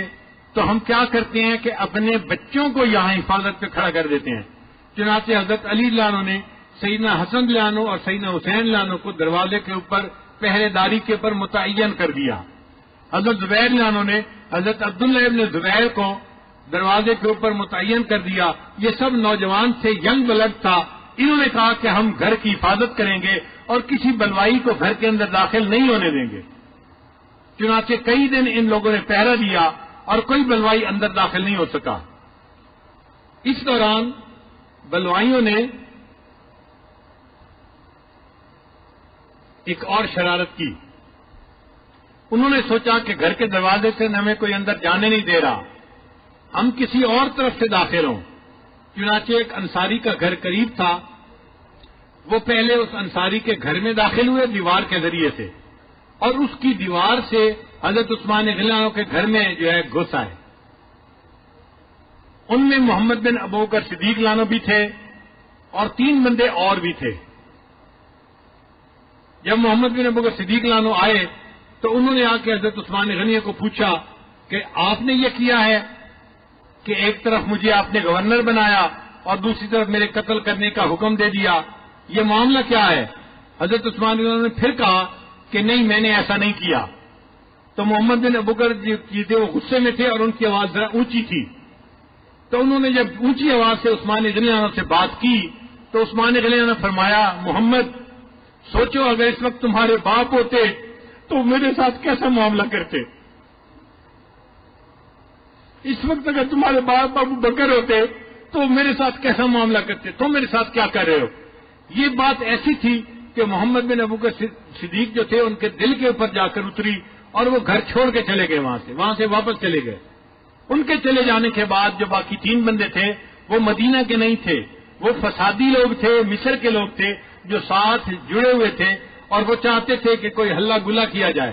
ان میں سے ایک بندے نے پھر حضرت عثمان غنی عنہ کے سر کے اوپر ایک لوہے کی راڈ تھی، لت تھی، وہ ماری اور عثمان غنی عنہ اس طرح شہید ہو گئے، اور ان کا خون کا قطرہ جو تھا جو قرآن مجید کی تلاوت کر رہے تھے اس کے اوپر آ کر گرا، اور وہ لفظ تھا فَسَيَكْفِيكَهُمُ اللَّهُ، ان کے لیے اللہ کافی ہے۔ شہید تو دنیا ہوتی ہے مگر ان کے خون زمین کے اوپر گرتے ہیں، یہ دنیا کا وہ شہید تھا جس کے خون کا قطرہ گرا اور اللہ کے قرآن کے اوپر گرا۔ قیامت کے دن اللہ کا قرآن ان کی شہادت کی گواہی دے گا۔ ان کی جو اہلیہ تھیں حضرت نائلہ رضی اللہ تعالیٰ عنہ، ان سے پھر بعد میں تفتیش کی گئی کہ کس بندے نے عثمان غنی اللہ عنہ کو شہید کیا۔ انہوں نے کہا کہ میں اس بات کی گواہی دیتی ہوں کہ محمد بن ابوبکر آئے تھے، غصے میں کلام کیا تھا، پھر جب عثمان غنی عنہ نے کہا کہ سوچو تمہارے باپ میرے ساتھ کیا معاملہ کرتے، اس بات پہ شرمندہ ہو کے وہ گھر چھوڑ کے چلا گیا، میں گواہی دیتی ہوں اس نے نہیں قتل کیا، اس نے شہید نہیں کیا۔ پھر کس نے کیا؟ وہ کہنے لگی کوئی انجان لوگ تھے، میں ان کی شکل نہیں پہچانتی۔ اب اس کا مطلب یہ کہ فسادی لوگوں نے ایک فساد مچانا تھا اور فساد مچا دیا اور عثمان غنی عنہ کو شہید کر دیا۔ اس دوران عبداللہ ابن سلام اللہ عنہ ایک صحابی تھے جو پہلے عیسائی تھے بعد میں مسلمان ہوئے، وہ آئے اور انہوں نے حضرت عثمان غنی عنہ سے بات کی دیوار کے باہر سے کہ حضرت آپ خلیفہ ہیں، آپ اگر چاہیں تو مدینہ سے مکہ چلے جائیں، مکہ کے مسلمان آپ کی مدد کریں گے اور یہ بلوائی وہاں نہیں جا سکیں گے۔ تو عثمان غنی عنہ نے جواب دیا، میں ہجرت کر کے مکہ سے مدینہ آ چکا ہوں، اب واپس مکہ جا کر میں اپنی ہجرت کو فسخ نہیں کرنا چاہتا۔ حضرت اگر آپ اس آپشن کو پسند نہیں کرتے تو آپ حاکم وقت ہیں، آپ حکم فرمائیں مدینہ کے لوگوں کو، وہ ان 150 بندوں سے نمٹ لیتے ہیں۔ تو حضرت عثمان غنی عنہ نے جواب دیا کہ یہ حرم ہے اور میں حرم کے اندر قتل و خون کو پسند نہیں کرتا، صرف میری ذات کی بات ہے، میرے ساتھ یہ فسادی جو کر لیں مگر میں کسی اور مسلمان کے خون کا بہانا پسند نہیں کرتا۔ پھر اس کے بعد ایک آپشن یہ تھی کہ حضرت عثمان غنی عنہ خلافت چھوڑ دیتے، اچھا کسی اور کو خلیفہ چن لو، مگر عثمان غنی عنہ نے فرمایا کہ میں نے نبی علیہ الصلوۃ والسلام سے خود یہ سنا تھا، نبی السلام نے فرمایا عثمان تمہیں ایک لباس عطا کیا جائے گا اور پھر اس کے بعد ایک وقت آئے گا کہ اتارنے کے لیے کہا جائے گا، تم اس کو مت اتارنا، چونکہ نبی علیہ السلام نے خود مجھے فرمایا تھا کہ تم اس کو مت اتارنا، لہذا میں خلافت کو خود نہیں چھوڑ سکتا۔ اب ساری آپشن ختم ہو گئی۔ پھر ایک دن ایسا آیا کہ جب محاصرہ لمبا ہو گیا تھا تو پھر لوگوں نے پوچھا کہ حضرت اب تو آپ باہر آ جائیں، ہم آپ کی حفاظت کرتے ہیں، یہ 150 بندے کیا ہے جنہوں نے دم مچا رکھا ہے؟ تو عثمان غنی نے فرمایا کہ دیکھو میں روزے سے ہوں اور آج رات میں نے خواب میں نبی علیہ السلام کی زیارت کی ہے اور نبی علیہ السلام نے مجھے فرمایا ہے عثمان میں تمہارا انتظار کر رہا ہوں، تم اپنا روزہ میرے پاس آ کر افطار کرنا۔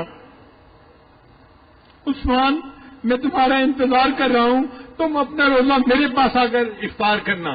تو عثمان غنی عنہ کو نبی علیہ السلام کے اس خواب کی وجہ سے یقین ہو گیا کہ مجھے اب شہید کر دیا جائے گا۔ شہادت کی خوشخبری تو پہلے ہی مل چکی تھی، نبی علیہ السلام نے بتا دیا تھا احد کے پہاڑ کے اوپر کہ تیرے اوپر شہید موجود ہیں۔ تو عثمان غنی عنہ کو شہادت کی خبر پہلے مل چکی تھی، لیکن اب ان کو خواب کے بعد یقین آ گیا تھا کہ وہ وقت آ گیا جب یہ بات پوری ہو جائے گی۔ اللہ کی شان، وہ شہید مظلوم تھے، ان کو ظلم کی وجہ سے شہید کیا گیا۔ کوئی حق نہیں بنتا تھا کہ جنہوں نے دین کے لیے اتنی خدمت کی ہو اور مسلمانوں کی اتنی خیر خواہی کی ہو اور مسلمانوں کے اوپر اتنا اپنا مال لٹایا ہو، ان کو شہید کیا جائے۔ مگر انسان فطری طور پر نا احسان فراموش ہے، فطری طور پر انسان جو ہے نا وہ احسان فراموش ہے، لہذا وہ احسانات کو بھول جاتا ہے اور چھوٹی چھوٹی باتوں پہ غصے میں آ کے وہ پھر اپنی مرضی کرنے پہ تل جاتا ہے۔ بہرحال اللہ تعالیٰ نے ان کو شہادت کا رتبہ عطا فرمانا تھا، ان کو شہادت نصیب ہو گئی اور وہ سیدنا عثمان غنی شہید بن گئے۔ یقتل مظلوما، کتابوں میں لکھا ہے کہ ان کو ظلم کے ساتھ قتل کیا گیا، ورنہ قتل کی کوئی وجہ بنتی نہیں تھی۔ وہ 1 مہینہ صبر ہی کر لیتے کہ ٹھیک ہے ہم آپ کو 1 مہینہ دیتے ہیں، آپ اپنی تفتیش کے بعد جس کو مجرم سمجھیں گے ہمارے حوالے کریں تو ہم اس کو سزا دیں گے، یہ تھوڑی سی بات تھی۔ مگر جلد بازی ہوتی ہے طبیعت میں، ایسے میں انسان صبر نہیں کر پاتا، اور اللہ تعالیٰ یہی بندے کو آزماتے ہیں کہ اس کے اندر تحمل ہے یا جلد بازی ہے۔ جلد بازی کی وجہ سے چھوٹی چھوٹی باتوں کے پروں کے پرندے بنا دیتے ہیں اور پہاڑ بنا دیتے ہیں، اور اتنا دل کے اندر وسعت نہیں ہوتی کہ کسی بات کو دل میں لے کے چند دن صبر کے ساتھ گزار لیں۔ تو بلوائیوں نے ناحق طریقے پر گویا سیدنا عثمان غنی عنہ کو شہید کیا۔ اب اس کے اوپر تاریخ والوں نے حضرت عثمان غنی عنہ پر کچھ الزام لگائے۔ آپ ذرا غور کیجئے، ان میں سے کچھ الزام تو بہت ہی فضول قسم کے الزام تھے۔ مثلا ایک الزام یہ لگایا کہ جی آپ بدر کی جنگ میں شہید نہیں ہوئے تو آپ بدری صحابی نہیں ہیں، آپ کو خلیفہ بننے کا حق حاصل نہیں تھا۔ آپ اندازہ لگائیے، یہ کوئی اعتراض ہے کرنے والا؟ جب اللہ کے محبوب صلی اللہ علیہ وسلم نے حضرت عثمان غنی عنہ کی ڈیوٹی گھر میں لگا دی کہ تم اپنی بیوی کی تیمارداری کرو اور اگر ہمیں فتح ہوئی تو ہم مال غنیمت میں تمہارا حصہ بھی رکھیں گے، تو گویا نبی علیہ السلام نے ان کو بدری صحابی شمار کیا اور ان کو حصہ بھی ملا۔ اب کون ہے کہ جو کہنے والا ہو کہ جی وہ بدر گئے کیوں نہیں؟ اور اس پر پھر دلیل کیا دی دینے والوں نے؟ بہت ہی فضول قسم کی دلیل حضرت کعب بن مالک نانو کی کہ جی وہ غزوہ تبوک میں جانا تھا، نہیں گئے اور اس کی وجہ سے اللہ کی ان پر ناراضگی ہوئی۔ بھائی دونوں قصوں میں فرق تو دیکھو، وہاں جانا تھا، حکم نبوت تھا، جاؤ، نہیں جا سکے کسی وجہ سے، عذر کی وجہ سے، تو ان کا قصہ الگ ہے۔ یہاں جانا چاہتے تھے عثمان غنی عنہ، اپنے گھر سے تیار ہو کے آ گئے تھے نبی علیہ السلام کے پاس، نبی علیہ السلام نے پھر ڈیوٹی لگا دی، تم جاؤ گھر میں اپنی بیوی کی تیمارداری کرو، تمہیں ہم مال غنیمت میں سے حصہ دیں گے اور تمہیں بھی اس میں سے حصہ ملے گا۔ تو جب نبی علیہ السلام نے متعین فرما دیا تو اس قصے کے تائید میں اس قصے کو پیش نہیں کر سکتے، کعب لانے والے قصے کو، لہذا جنہوں نے الزام لگایا وہ بھی غلط تھا اور جنہوں نے اس کے لیے حضرت کعب کا قصہ پیش کیا وہ بات بھی غلط تھی۔ ایک الزام ان کے اوپر یہ لگایا گیا کہ حضرت عثمان غنی عنہ اپنے رشتہ داروں کو عہدے دیا کرتے تھے بڑے بڑے، اور یہ الزام قریبی وقت کے بڑے بڑے علماء نے بھی لگایا۔ ایک کتاب ہے خلافت و ملوکیت، جو ایک صاحب نے لکھی، جن کا پاکستان کے اندر ایک بہت بڑی جماعت ہے، جو جماعت پہلے ہے اور اسلامی بعد میں ہے۔ ایک تو ہوتے ہیں نا اسلامی جماعت کہ اسلام پہلے ہے جماعت بعد میں، ان کے ہاں جماعت پہلے ہے اسلام بعد میں ہے۔ انہوں نے بھی خلافت و ملکویت میں یہی بات لکھی کہ جی اپنے رشتہ داروں کو بڑے بڑے عہدے دے دیا کرتے تھے۔ اب آپ خود سوچئے کہ یہ کوئی اعتراض کرنے والی بات ہے؟ اگر کوئی بندہ کسی عہدے کا اہل ہو اور وہ رشتہ دار بھی ہو تو کیا اس کو نہیں دینا چاہیے عہدہ؟ رشتہ داروں کے ساتھ تو زیادہ اس نے سلوک کرنا چاہیے۔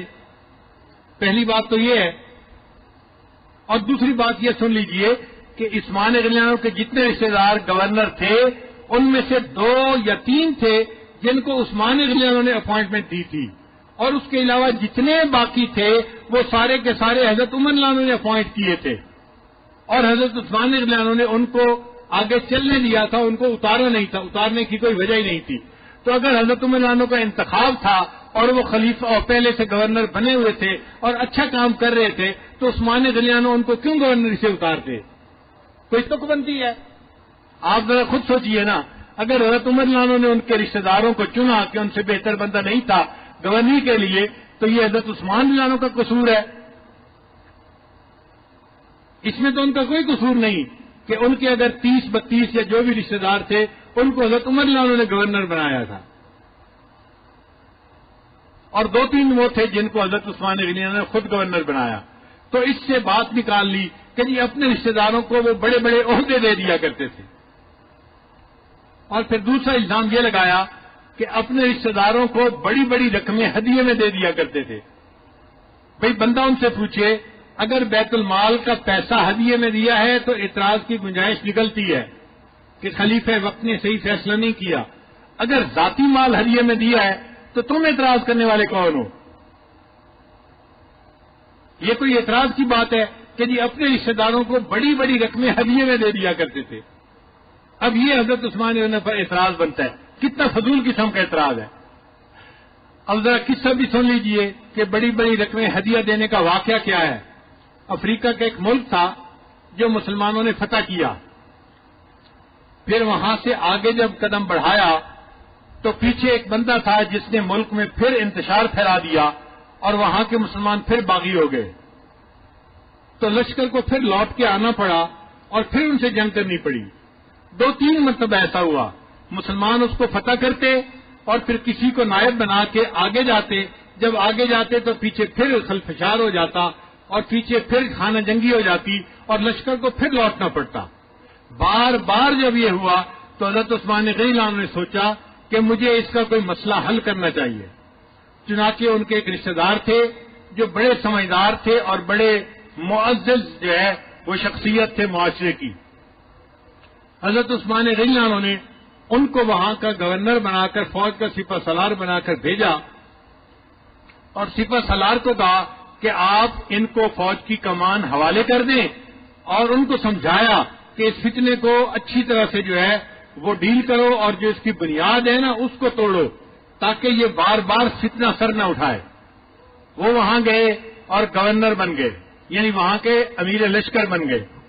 اب انہوں نے جنگ کی، جو وہاں لوگ تھے ان کو یہ پتہ چلا ایک ہی بندہ ہے جو یہ سارا فساد مچانے والا ہے، اگر اس بندے کو قتل کر دیا جائے تو وہ بندہ جو ہے قتل ہونے کے بعد باقی ساری عوام اسلام پر رہے گی اور یہ شورش ختم ہو جائے گی۔ چنانچہ انہوں نے ذہن بنا لیا کہ ہم نے اس بندے کو نہیں چھوڑنا تاکہ فساد باقی نہ رہے۔ اب دونوں فوجیں آمنے سامنے آ گئی۔ اب جب آمنے سامنے فوجیں آئیں تو وہ جو بندہ تھا اس کو اطلاع بھی مل گئی، جاسوسوں نے اطلاع دے دی کہ جناب آپ کے اوپر ان کی نظر ہے، آپ کے لیے مشکل وقت آ گیا۔ تو وہ چالاک آدمی تھا، اس نے اعلان کروا دیا فوج میں کہ جو بندہ دشمن کے امیر کا سر میرے پاس لائے گا میں اس کو 1,00,000 دینار انعام میں دوں گا۔ اس نے فوج میں اعلان کروا دیا۔ اب اس کی فوج کا ایک ایک بندہ اس تلاش میں تھا کہ جنگ ہو اور ہم امیر لشکر کو ماریں اور اس کا سر لے کے جائیں اور 1,00,000 دینار اس کا ہم انعام وصول کریں۔ اب یہ اطلاع مسلمانوں میں بھی آ گئی۔ اب جو مسلمانوں کے امیر لشکر تھے انہوں نے کسی طرح تو اس کا حل نکالنا تھا نا، انہوں نے اس کا حل یہ نکالا کہ اپنی فوج میں بھی اعلان کروا دیا جو دشمن کے امیر کا سر میرے پاس لائے گا میں بھی اس کو 1,00,000 دینار انعام دوں گا۔ یعنی ان کے اعلان کے جواب میں امیر لشکر نے بھی اعلان کروا دیا اب مسلمانوں کے اندر بھی ایک جوش پیدا ہو گیا کہ ہم امیر لشکر کو قتل کریں گے اور اتنے بڑے انعام کے حقدار بنیں گے۔ اب اگلے دن جب جنگ ہوئی تو اللہ کی شان دیکھیں کہ اللہ نے مسلمانوں کو فتح عطا فرمائی، اور ایک ایسے صحابی تھے جنہوں نے ان کے امیر کو قتل کیا، اور وہ جو شورش تھی وہ ہمیشہ کے لیے ختم ہو گئی، اور وہ اس کا سر لے کے آئے اور امیر لشکر کو کہا کہ جی آپ نے اعلان کروایا تھا 1,00,000 دینار انعام دینے کا، تو اب میں انعام کو مستحق ہوں، مجھے انعام دیجیے۔ امیر لشکر نے کہا کہ اچھا مال غنیمت جمع کرتے ہیں، اب مال غنیمت میں سے میں آپ کو 1,00,000 دینار انعام دے دیتا ہوں۔ جب انہوں نے یہ کہا تو باقی حضرات نے اعتراض کیا کہ جناب مال غنیمت پر تو ہر مسلمان مجاہد کا حق ہوتا ہے، آپ ایک بندے کو اتنی بڑی رقم اپنی مرضی سے نہیں دے سکتے۔ تو ایک فقہی مسئلہ درمیان میں آ گیا۔ وہ کہتے تھے کہ دیکھو میں نے اس لیے اعلان کروایا تھا کہ اس نے میرے لیے اعلان کروایا تھا، اور میرے اعلان کی برکت سے وہ قتل ہو گیا، شورش ختم ہو گئی، اللہ نے اسلام کو فتح عطا فرمائی، اب میں اپنی طرف سے تو نہیں دے سکتا، تو میں تو مال غنیمت میں ہی دے سکتا ہوں۔ دوسرے صحابہ کہتے تھے کہ آپ نے اعلان کروایا یہ آپ کا عمل ہے، مگر آپ بیت المال میں سے نہیں دے سکتے، بیت المال میں سب کا حق ہے۔ ایک مسئلہ کھڑا ہو گیا۔ اب یہ مسئلہ سیدنا عثمان غنی عنہ کے پاس پہنچا کہ حضرت امیر لشکر نے اعلان کروایا تھا 1,00,000 دینار انعام دینے ہیں، یہ کہتے ہیں میں مال غنیمت میں سے دیتا ہوں، اور دوسرے لوگ اعتراض کرتے ہیں کہ نہیں دے سکتے، اس میں ہر بندے کا حق ہے، ہر بندے میں سے جب تک ہر بندہ اجازت نہیں دے گا نہیں دے سکتے آپ۔ حضرت عثمان غنی عنہ کے سامنے ایک مسئلہ پیش ہوا۔ حضرت عثمان غنی عنہ نے اب اس کا بہترین حل نکالا۔ وہ بہترین حل کیا تھا کہ عثمان غنی عنہ نے فرمایا کہ ٹھیک ہے ہم وہ انعام بیت المال کے مال میں سے نہیں دے سکتے، لیکن آفٹر آل جو بندہ مطالبہ کر رہا ہے کہ اعلان کیا گیا مجھے انعام ملنا چاہیے، اس کا مطالبہ بھی ٹھیک ہے۔ حضرت عثمان غنی عنہ نے اپنے ذاتی مال میں سے 1,00,000 دینار اس امیر لشکر کو ہدیہ دے دیا جو رشتہ دار تھا، اور اس نے اس بندے کو پے کر دیا اور مسئلہ حل ہو گیا۔ اتنی خوبصورتی سے مسئلہ حل کر دیا گیا، بجائے اس کے کہ حضرت عثمان غنی عنہ کی شہرت کی جاتی اور ان کی تعریفیں کی جاتی۔ تاریخ والوں نے کتاب میں لکھا عثمان لانو اپنے رشتہ داروں کو بڑی بڑی رقمیں ہدیہ دے دیا کرتے تھے۔ اب آپ بتائیے کہ اس اعتراض کا کیا کوئی حق بنتا ہے؟ ان اعتراض کرنے والوں سے کوئی پوچھے بھائی تم معاملے لگتے ہو؟ حضرت عثمان غنی عنہ کا اپنا مال تھا، انہوں نے جس کو چاہا ہدیہ دیا، اور انہوں نے مسئلے کو اچھے طریقے سے حل کیا، اعتراض بھی نہیں بنتا، بلکہ ان کی تعریف کرنی چاہیے۔ وہ کتنے اچھے خلیفہ تھے کہ جنہوں نے اپنی قربانی دے کر اس مسئلے کو حل کر دیا، بجائے تعریف کرنے کے جو دشمن لوگ ہوتے ہیں وہ نقطے نکال رہے ہوتے ہیں اعتراضات کے۔ تاریخ کی کتابوں میں لکھ دیا گیا جی وہ اپنے رشتہ داروں پہ بڑی بڑی رقمیں خرچ کر دیا کرتے تھے۔ چنانچہ خلافت ملکویت کتاب میں بھی یہ دو اعتراض لکھے گئے، ایک اپنے رشتہ داروں کو بڑے بڑے عہدے پیش کرتے تھے، اور اپنی رشتہ داری اپنے رشتہ داروں کو بڑی بڑی رقمیں ہدیہ کر دیا کرتے تھے۔ اب آپ بتائیے ان اعتراض کی کیا اصل اور کیا حقیقت ہے؟ اللہ تعالیٰ ہمیں سیدنا عثمان غنی عنہ کے ساتھ سچی محبت عطا فرمائے، اور ہم قیامت کے دن ان کے وکیل بن کر کھڑے ہوں، ان کی صفائی پیش کرنے والے بنیں۔ آپ کے اوصاف لوگوں کو سنا دیتا ہوں میں، چار جانب ایک خوشبو سی اڑا دیتا ہوں میں فقیر بے نوا ہوں، میری دولت شاعری، آپ پر اپنی یہی دولت لٹا دیتا ہوں میں۔ آپ کا روشن حوالہ پڑھ کے بہرے احترام اپنے اس بے نور سینے سے لگا لیتا ہوں میں۔ آپ کی تعریف میں جب شعر کہتا ہے کوئی، صبح کے چہرے سے پھر پردہ اٹھا دیتا ہوں میں۔ ہر طرف ایک چاندنی محسوس ہوتی ہے مجھے، آپ کی یادوں کا جب منظر سجا دیتا ہوں میں۔ آپ کا جب نام لیتا ہوں زبان پر بار بار،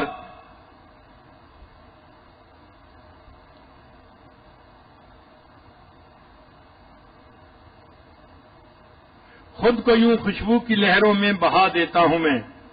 اللہ تعالیٰ ہمیں اس ہستی کی سچی محبت عطا فرمائے جو اتنے باحیا تھے کہ ان سے اللہ کے فرشتے بھی حیا کیا کرتے تھے، جنہوں نے بشریت کو پاک دامنی کے اس نقطے تک پہنچایا کہ جہاں اللہ کے فرشتے بھی ان سے حیا کرتے تھے، جنہوں نے 2 ہجرتیں کی، جن کے ہاتھ کو نبی علیہ السلام نے اپنا ہاتھ فرمایا، اور جن کو ذی النورین بننے کا شرف حاصل ہوا۔